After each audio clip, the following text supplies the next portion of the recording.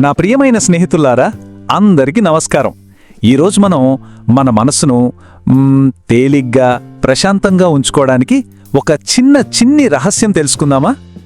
అవును కదా, కొన్నిసార్లు మన జీవితం ఒక పెద్ద స్కూల్ బ్యాగ్ లాగా చాలా బరువుగా అనిపిస్తూ ఉంటుంది. కానీ మీకు తెలుసా, ఒక్క చిన్న మాట చాలు ఆ భారాన్నంతా దించేయడానికి. అసలు ఎప్పుడైనా గమనించారా? మన జీవితం అచ్చం ఒక పరుగు పందెంలా ఉంటుంది, కానీ దానికి ఒక ఫినిష్ లైన్ అనేది ఉండదు. ఎప్పుడు దేనికోసమో అలా పరిగెడుతూనే ఉంటాం.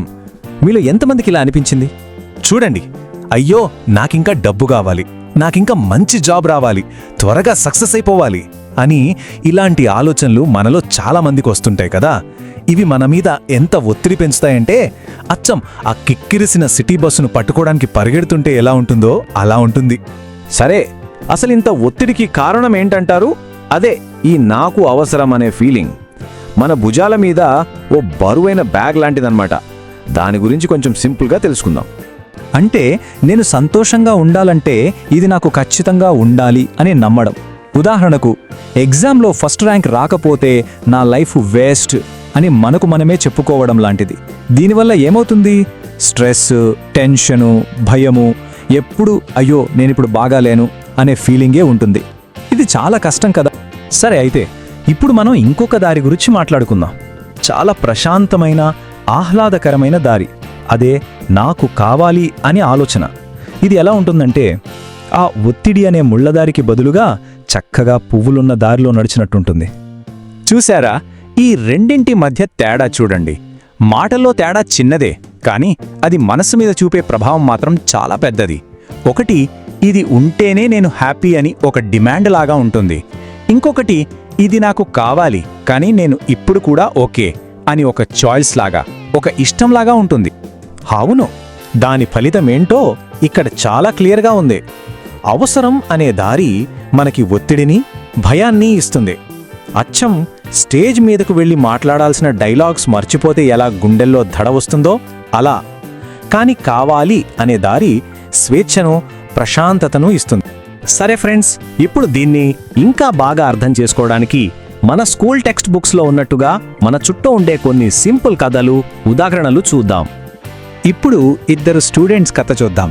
ఆశ, రాహుల్. ఆశ ఎప్పుడు నేను క్లాస్లో ఫస్ట్ రావాలి అనే టెన్షన్తో చదువుతోంది. దానివల్ల భయంతో అలసిపోతోంది. కానీ రాహుల్ ఏమనుకుంటాడో తెలుసా? నేను మంచి స్కోర్ చెయ్యాలనుకుంటున్నాను అనుకుంటాడు. సో అతను చదువును ఎంజాయ్ చేస్తాడు, మెరుగుపడతాడు. చూసారా, ఒక చిన్న ఆలోచన ఎంత తేడా తీసుకొచ్చిందో? ఇదే లాజిక్ ఆఫీస్లో కూడా పనిచేస్తుంది. మనోజ్ నాకు ఇప్పుడే ప్రమోషన్ రావాలి అనే ఒత్తిడితో పనిచేసి త్వరగా డల్ అయిపోతాడు. అదే అరవింద్ నేను కొత్త స్కిల్స్ నేర్చుకోవాలి అని నెమ్మదిగా, ఇష్టంగా నేర్చుకుంటూ ముందుకు వెళ్తాడు. అతనిలో కాన్ఫిడెన్స్ పెరుగుతుంది. ఇప్పుడు బిజినెస్ గురించి ఆలోచిద్దాం. సురేష్ ఏమో నా కాంపిటీటర్స్ని త్వరగా ఓడించేయాలి అనే కంగారులో రిస్క్ తీసుకుని టెన్షన్ పడతాడు. కానీ రమేష్ అలా కాదు. నాకు నెమ్మదిగా స్థిరమైన ఎదుగుదల కావాలి అనుకుంటాడు. జాగ్రత్తగా ప్లాన్ చేసుకుంటాడు.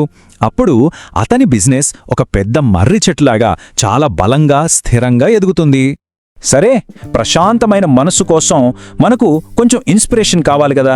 అందుకే ఈ కావాలి అనే ఆలోచన ఎంత పవర్ఫుల్లో చెప్పే 3 మంచి కథలు ఇప్పుడు చూద్దాం. ఈ చిన్న కథ చూడండి, ఎంత బాగుందో. పంజరంలో ఉన్న పక్షికి రోజూ తిండి దొరుకుతుంది, కానీ దానికి స్వేచ్ఛ ఉండదు. అదే ఆకాశంలో ఎగిరే పక్షికి స్వేచ్ఛ ఉంటుంది. తన తిండిని తనే సంపాదించుకోవటం నేర్చుకుంటుంది. అంటే నిజమైన ఎదుగుదలకి బలవంతం కాదు, స్వేచ్ఛ కావాలి. ఇక మనందరికీ ఇష్టమైన కెప్టెన్ కూల్ ఎంఎస్ ధోని. ఆయన విజయం వెనుకున్న రహస్యం ఏంటో తెలుసా? ప్రశాంతమైన మనసు.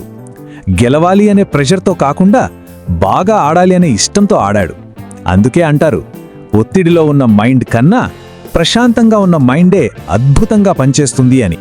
అంతెందుకు, ఇన్ఫోసిస్ లాంటి పెద్ద పెద్ద కంపెనీల కథ చూడండి. వాళ్లు కూడా త్వరగా ఎదిగిపోవాలి అని కంగారు పడలేదు. నైతిక విలువలకు, నిరంతరం నేర్చుకోవడానికి ప్రాధాన్యత ఇచ్చారు. నెమ్మదిగా, స్థిరంగా ఎదగాలని కోరుకున్నారు. అందుకే ఈరోజు అంత బలమైన, నమ్మకమైన కంపెనీగా నిలిచారు. ఓకే ఫ్రెండ్స్, ఇంత మంచి పాఠాన్ని ఇప్పుడు మన జీవితంలోకి ఎలా తీసుకురావాలో చూద్దామా? చాలా సింపుల్. ఒక చిన్న మార్పు, ఒకే ఒక చిన్న మాట మన పెదవులపై ఒక పెద్ద చిరునవ్వును తీసుకొస్తుంది. ఇప్పుడు ఒక్కసారి మన జీవితం గురించి ఆలోచించండి. చదువులో కావచ్చు, జాబ్లో కావచ్చు, లేదా ఇంట్లో కావచ్చు. ఎక్కడ మీరు ఈ ఒత్తిడితో కూడిన నాకు అవసరం అనే మాటను ప్రశాంతమైన నాకు కావాలిగా మార్చుకోగలరు?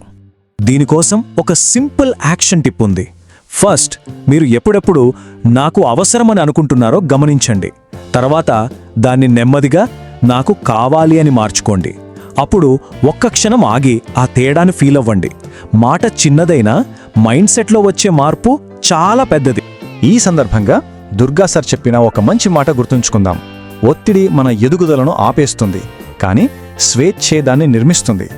సో ఈ రోజు నుంచి మనమందరం ఈ చిన్న ఆలోచనను మన డైలీ లైఫ్లో పెట్టుకుందాం. నేను స్వేచ్ఛతో కూడిన ఎదుగుదలను ఎంచుకుంటాను, నేను ఒత్తిడిని వదిలేస్తాను, నేను ప్రశాంతంగా ముందుకు వెళ్తాను అని అనుకుందాం. ఇక ముగించే ముందు ఒక చిన్న మాట గుర్తుంచుకోండి ఫ్రెండ్స్, రోజూ నేర్చుకునే చిన్న పాఠమే ఏదో ఒక రోజు మనల్ని పెద్ద విజయం వైపు నడిపిస్తుంది.